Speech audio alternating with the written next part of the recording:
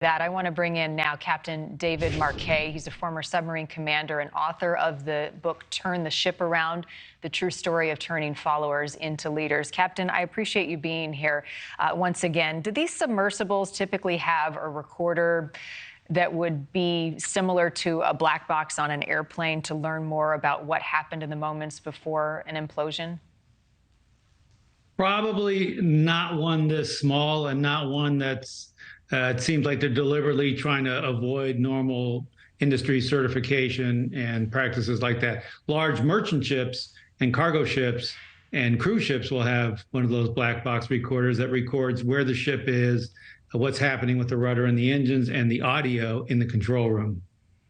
So it has been described as an unforgiving environment on the seafloor to try to recover this debris. Is it likely that we may never know the full reason as to why this happened?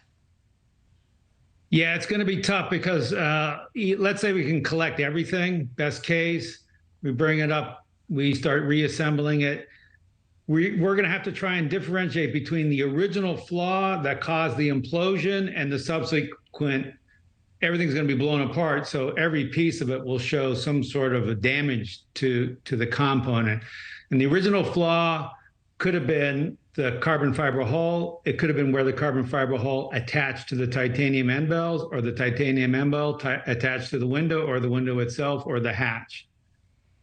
Interesting. You know, the question about balance remains, at least it does in my mind, of deep sea exploration and pushing the envelope as this company was doing and taking passengers who are paying down to these deep depths.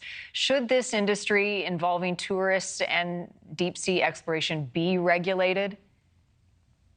Yeah, I think eventually, if it turns into a tourist industry, it needs more regulation. When we started flying airplanes, of course, it was new. There was no regulation. Experimental people did whatever they could. Humans pushed the boundaries, and I admire the innovative, fast-moving, exploratory, let's go over the next mountain range spirit.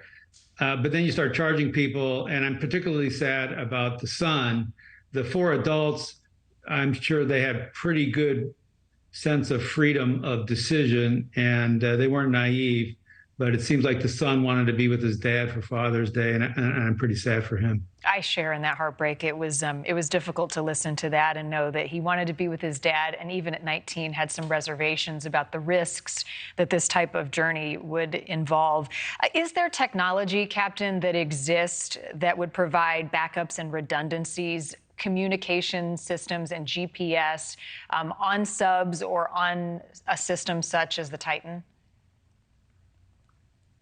Yeah, there are. And I'm a little bit confused as to why they only had, for example, it seemed like just one communication system up to the mothership. Normally, you might have like a voice communication system, but then you might have a backup. It's just a pinger that sends here's my location.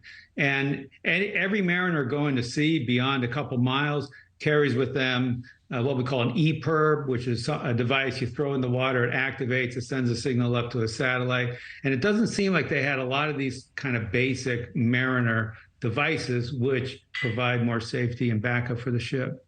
Let's talk about the search and the recovery of the debris itself. Technically speaking, what does this process entail, and how long might it take to bring all of this to the surface?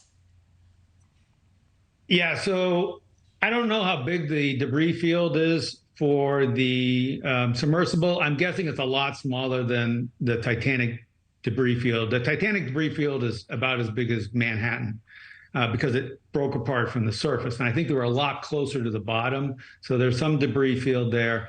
They're going to need the ROVs to use their cameras and their lights and their little arms and pick stuff up. They might need some sort of a net or a basket to drop these things into, and then when the basket gets full, attach it to a cable and bring it up. They won't be able to find everything. There'll be some small pieces that we don't get to, but we'll be able to get a lot of it. Yeah, and hopefully answer some very important questions. As always, Captain David Marquet, appreciate your time. Thank you. Thank you for watching. Go to NewsNationNow.com to find NewsNation on your television provider. And don't forget to click the red subscribe button below to get more of NewsNation's fact-driven, unbiased coverage.